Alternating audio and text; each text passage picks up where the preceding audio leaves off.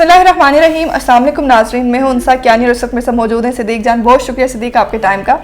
सबसे पहले सिद्दीक जान मैं आपसे ये पूछना चाहूँगी कि इमरान खान ने अचानक से उलमा कराम से मुलाकातें शुरू कर दी हैं, आपको क्या लगता है अचानक से उनकी इस मुलाकातों से क्या आप देख रहे हैं हालात को? एक तो सबसे पहले अभी क्योंकि मौलाना फजल उर रहमान का जो मार्च भी आ रहा है तो अचानक से उन्हें ख्याल आ गया उलमा कराम से मुलाकातें करने का, इस पर आप क्या कहेंगे? वैसे मेरा ख्याल है कि अब ये बड़ी खबर बन के सामने आ रहा है कि वज़ीर-ए-आज़म उलमा से मिल रहे हैं, वरना वज़ीर-ए-आज़म पाकिस्तान जो हैं वो जब से वज़ीर-ए-आज़म बने इमरान खान वो मुसलसल उलमा के साथ राब्ते में हैं। आपने कई बार देखा होगा तारिक जमील साहब के साथ उनकी मुलाकातें हुई हैं और आज उनकी दावत इस्लामी के वफ़द के साथ मुलाकात हुई है, जो जिनको आम तौर पे हम कहते हैं कि सबज़ पगड़ियों वाले जो हैं दावत इस्लामी के लोग जो हैं दावत इस्लामी के लोगों से मुलाकात किया है। एक्चुअली वज़ीर-ए-आज़म पाकिस्तान चाह ये रहे हैं कि मदारिस को मेन स्ट्रीम में लाया जाए। पहले हमारे यहाँ क्या एक कॉन्सेप्ट क्या है कि दो तरह के हम वैसे जो अच्छे तालीमी इदारे हैं मजहबी वो गिने चुने हैं, तमाम मसाले के गिने चुने हैं, हर मसला के दो तीन अच्छे इदारे हैं, बाकी वही मदारिस हैं जो हम गली महल्ले में अपने देखते हैं। जो जिन मदारिस का कह रहा हूँ कि जो बहुत कम है उनमें तो ये है कि दुनियावी और दीनी दोनों तालीम दी जाती हैं।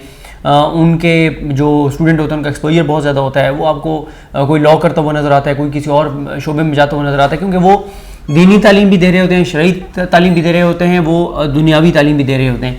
लेकिन जो बाकी हमारे मदारिस हैं 80-90% उनमें क्या है, उनमें मसला ये है कि उनमें दो तरह के लोगों को भेजा जाता है। एक वो वालिदैन अपने बच्चों को भेज देते हैं जो कि क्या होता है कि उनको बच्चों को खाना नहीं दे सकते, क्योंकि हमारे यहाँ ये भी बहुत बड़ा मसला है ना कि जब हम आबादी पे कंट्रोल की बात करते हैं तो इसको भी गैर शरई करार दे दिया जाता है। कहा जाता है कि नहीं जी ये आबादी को कंट्रोल करने के हवाले से जो चीज़ें होती हैं वो गैर शरई हैं।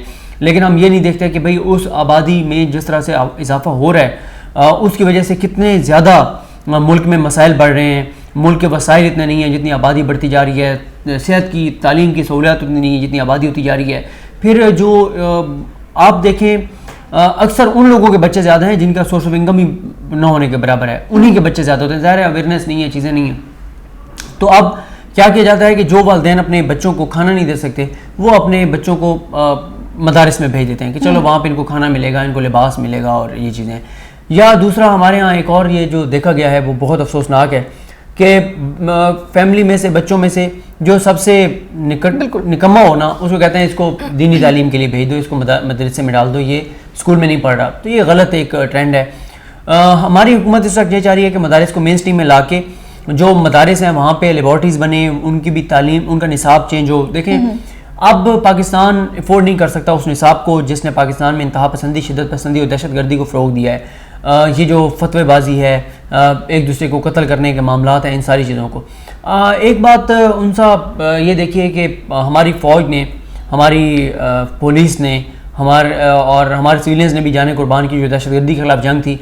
दहशतगर्दी के खिलाफ जंग तो हमने बहुत हद तक जीत ली, लेकिन अगर आप दहशतगर्दी और इंतहा पसंदी और शिद्दत पसंदी को मुकम्मल तौर, दहशतगर्दी उस वक्त मुकम्मल तौर पे ख़त्म होगी जब इंतहा पसंदी और शिद्दत पसंदी ख़त्म होगी, और इंतहा पसंदी और शिद्दत पसंदी तब ख़त्म होगी जब हमारे निसाब के अंदर तब्दीलियाँ होंगी और बच्चों को वो चीज़ें नहीं पढ़ाई जाएंगी जो उनको दहशतगर्दी और इंतहा पसंदी की तरफ लेकर जाती हैं। तो ये हुकूमत बैक वक्त 4-5 चीज़ें कर रही है। एक तो ये कर रही है कि मदारिस को मेन स्ट्रीम में ला रही है, मदारिस का निसाब तब्दील करना चाह रही है। तीसरे नंबर पर मदारिस की जो फंडिंग है उसको देखना चाह रही है कि भाई पैसे आ कहाँ रहे हैं, जा कहाँ रहे हैं। ये तो नहीं हो रहा जैसे मौलाना फजल उर रहमान साहब सदकात, अतियात, फितराने और ये पैसे लेके और आज़ादी मार्च जो है वो कर रहे हैं।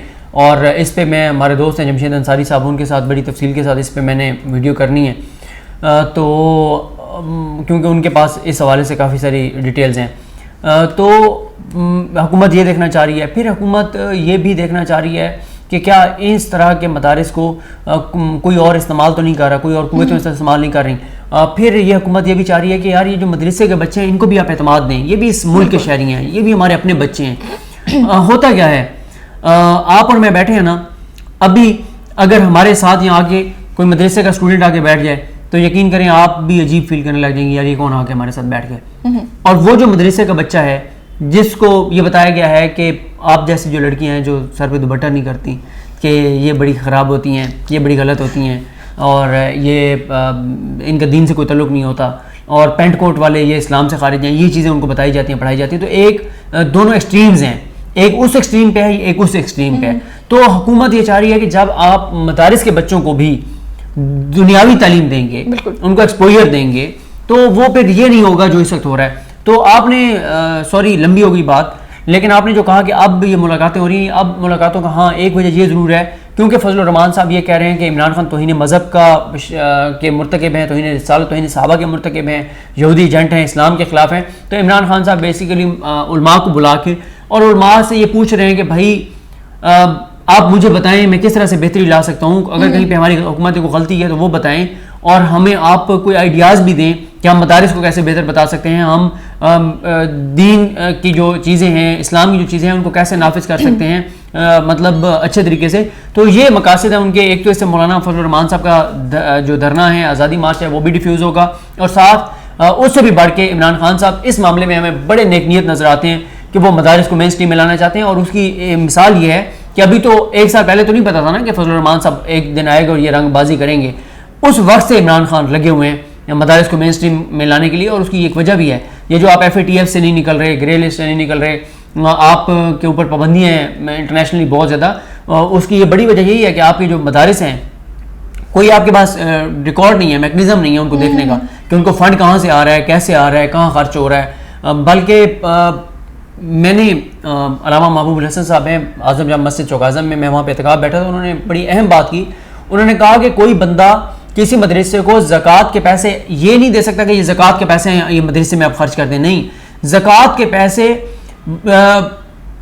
وہ اسپیسیفک بتائے گا زکوٰۃ دینے والا کہ یہ جو بچہ ہے اس کے اوپر یہ زکوٰۃ کے پیسے لگیں گے جو زکوٰۃ کا مستحق ہے. ایسا نہیں ہو سکتا کہ زکوٰۃ کے پیسے آئیں مدرسے کے پاس اور وہ بلا تفریق جو ہے وہ سب کے اوپر خرچ کر دے, ایسے شرعی طور پہ بھی جائز نہیں ہے. تو یہ ساری چیزیں ہیں, اس لیے عمران خان صاحب آج کل علماء کے ساتھ زیادہ ملاقاتیں کرتے ہوئے نظر آ رہے ہیں. جیسے آپ نے خود بھی بات کی کہ FATF کی گرے لسٹ سے پاکستان کا نام اس دفعہ بھی نہیں نکل سکا, تو بہت سے لوگ اس گورنمنٹ پہ تنقید کر رہے ہیں کہ گورنمنٹ یہ کام کرنے میں بھی بری طرح ناکام ہو چکی ہے. اس پہ آپ کیا کہیں گے؟ دیکھیں مسئلہ یہ ہے گورنمنٹ کا کوئی عمل دخل ہوتا ہے, کیا گورنمنٹ کچھ کروا سکتی ہے؟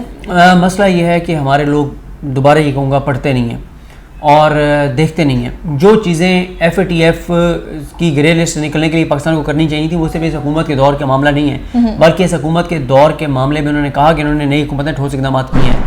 دیکھیں جو FATF پاکستان سے چاہتا ہے, جو چیزیں کرنا چاہتا ہے, وہ ابھی تو پاکستان کے اداروں کو ایسا سمجھے اس کا ادراک ہی نہیں ہے کہ وہ چاہ کیا رہے ہیں. پوری دنیا میں اکانومی ڈاکومنٹڈ ہے, ہر چیز ڈاکومنٹڈ ہے, وہاں پہ ای کامرس ہے, وہاں پہ یہ جو آپ پے کرتے ہیں, پیمنٹ کرتے ہیں, وہ سارا ڈیجیٹلائز ہے, ساری چیزیں. پاکستان میں بھی یہ چیزیں نہیں ہیں. میں نے آپ کو بتایا پاکستان میں تو ابھی آپ اکانومی کو ڈاکومنٹڈ کرنا چاہتے تھے, کتنی ریزسٹنس آ رہی ہے آپ کے تاجروں کی جانب سے. کوئی جو ہے وہ ٹیکس نہیں دینا چاہتا, کوئی ڈاکومنٹیشن نہیں کرانا چاہتا.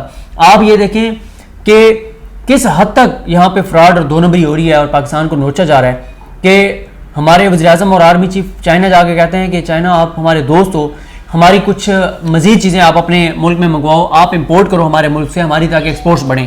تو انہوں نے ڈیٹا منگوایا تو انہوں نے کہا جی ہم 12 ارب ڈالر کی کر رہے ہیں, ہم اس کو انشاءاللہ مزید بڑھائیں گے. جب پاکستان میں آگے چیک کیا گیا تو پتہ چلا کہ 6 ارب ڈالر کی چائنا میں ایکسپورٹس ہیں. تو وہ باقی 6 ارب ڈالر کہاں ہیں؟ ہمارے تاجر کرتے کیا ہیں؟ یہاں سے چیزیں بھیجتے ہیں, واپس پاکستان پیسے منگوانے کی بجائے وہیں پہ انویسٹ کر دیتے ہیں یا وہاں سے کسی اور ملک بھیج دیتے ہیں, یا انڈر انوائسنگ کرتے ہیں. اگر مال 1 کروڑ کا بھیجا ہے یہاں پہ شو کریں گے ہم نے 50 لاکھ کا بھیجا ہے, اتنی دو نمبری کرتے ہیں. اب ان کو جب کہا جا رہا ہے کہ آپ ڈاکومنٹڈ ہو, وہ ڈاکومنٹڈ ہونے کو تیار نہیں ہے. کہا جا رہا ہے کہ ایک بندہ 50,000 سے زیادہ کی کوئی ایک چیز خریدتا ہے, اس سے آپ شناختی کارڈ لیں, وہ کاپی لیں, وہ نہیں لینا چاہتے. ان سے دیکھیں میں آپ کو ایک چیز بتاؤں, ہمارے ہاں آپ نے دیکھا ہے کتنا یہ برانڈز والے اور بڑے آپ دیکھتے ہیں بزنس مین دیکھتے ہیں, وہ عوام سے ٹیکس لے رہے تھے, آگے جمع نہیں کرا رہے تھے. آپ کو میں بتاؤں, یہ میں خود میرا فرسٹ ہینڈ انفارمیشن ہے میرے پاس. مجھے ایک دوست نے کال کی, بڑے میرے اچھے دوست ہیں, انہوں نے مجھے کال کی کہ یار صدیق جان کوئی سافٹ ویئر کا بندہ بتاؤ. میں نے کہا جی آپ کا کام کیا ہے؟ انہوں نے اپنے ایک بزنس کا بتایا. کہتے ہیں ہمارا یہ بزنس ہے, سافٹ ویئر یہ بنانا ہے کہ ٹیکس والے آج کل نا چھاپے بہت مار رہے ہیں, آگے چیک کرتے ہیں کہ آپ کی انکم کتنی ہے, تو اس کے مطابق آپ ٹیکس دے رہے ہیں یا نہیں دے رہے.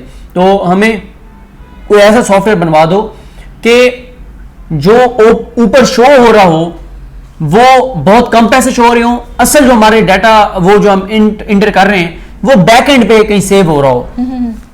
ٹھیک ہے, جیسے کچھ موبائلوں کے اندر ہے نا کہ آپ اس موبائل کے اندر ایک सिक्योर किस्म का मोबाइल का जोन बन जाता है। ये अक्सर शादीशुदा लोग ऐसे करते हैं बीवी से बचने के लिए कि कुछ नंबर ऐसे ऐड कर दिए जाते हैं। आप खुद ही अपने राज बता रहे हैं। ठीक है, तो क्यों आप चाहती हैं कि मेरी बेगम ये सुने तो वो फिर वहाँ तक भी पहुँच जाए। आप खुद ही लोगों को राज बता रहे हैं अपने। तो बात ये है कि बिल्कुल उसी तरह कि ऊपर वो चीज़ें नज़र नहीं आ रही होती जो एक्चुअल होती हैं, ऊपर कुछ और नज़र आ रहा होता है। तो ये जो है आप लीड साहब जो है वो, तो मुझे याद आ गए वो उनके भी कुछ ऐसे ही करते हैं, इस तरह के उनके कुछ मामलात हैं।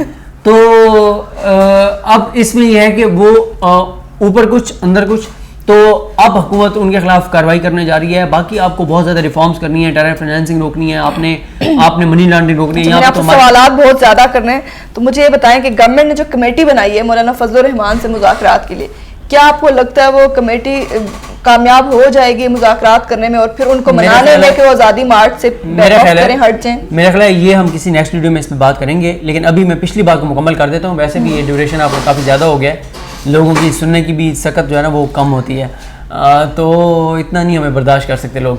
तो बात यह है कि वो जो मैं पिछली बात कर रहा था कि आपने अगर FATF की ग्रे लिस्ट से निकलना है तो आपको बहुत ज़्यादा रिफॉर्म्स करनी है, आपको बहुत सारे कवानीन बनाने हैं, आपको बहुत सारे काम करने हैं, आपको बहुत सारी चीज़ें करनी हैं, और वो एक साल में मुमकिन नहीं थी। अब कुछ और टाइम मिला है हुकूमत को, उसमें करने की कोशिश करेगी। और फिर हुकूमत कम अज़ कम अगर FATF को नज़र आता है कि इस हुकूमत की नीयत है, ये करना चाहते हैं, कुछ हुआ है कुछ नहीं हुआ, तो शायद वो पाकिस्तान को रियायत मज़ीद दे दें। असल में बात यह है कि पाकिस्तान की वहाँ पे लॉबिंग उस तरह नहीं है, इंडिया की लॉबिंग बहुत ज़्यादा है। उन्होंने लॉबिंग इतनी ज़्यादा की हुई थी, उनकी नाकामी है कि पाकिस्तान अल्हम्दुलिल्लाह ब्लैक लिस्ट नहीं हुआ। ग्रे लिस्ट में हमारे जो लोग गए थे उनको भी पता था कि अभी हम ग्रे लिस्ट से नहीं निकलेंगे, लेकिन कोशिश तो होती है, काविश तो होती है। तो अब पाकिस्तान को संजीदा इक़दाम करने होंगे ताकि पाकिस्तान इस ग्रे लिस्ट से भी बाहर आए और पाकिस्तान की इकॉनमी बेहतर अंदाज से आगे बढ़ सके। सवालात तो मैंने आपसे बहुत ज़्यादा करने थे, लेकिन टाइम पूरा हो गया, तो चलो नेक्स्ट वीडियो में करेंगे। बहुत शुक्रिया सिद्दीक जान आपका। जी वेलकम।